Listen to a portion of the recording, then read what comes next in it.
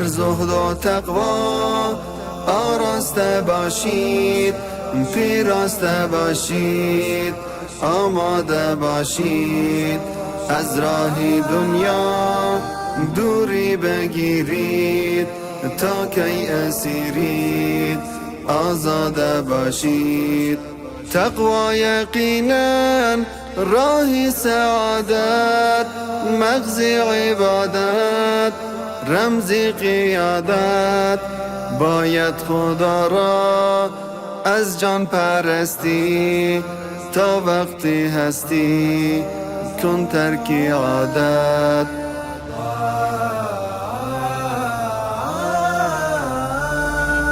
بر زهد و تقوا آراسته باشید، پیراسته باشید، آماده باشید. از راه دنیا دوری بگیرید، تا کی اسیرید آزاده باشید.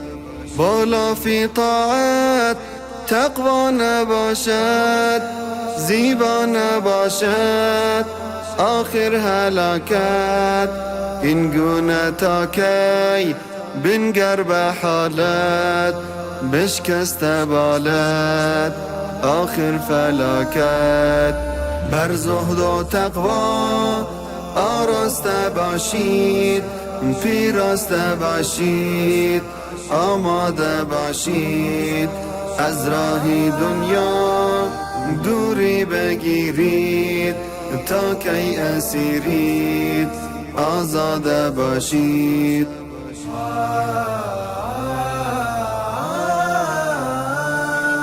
تقوا بیاموز ای مردی آگاه، با یاد الله راحت همین است. عمرت به آخر راغب نظر کن، فکری به سر کن، مرگ در کمین است. بر زهد و تقوا آراسته باشید، پیراسته باشید، آماده باشید. از راه دنیا دوری بگیرید، تا کی اسیرید آزاده باشید.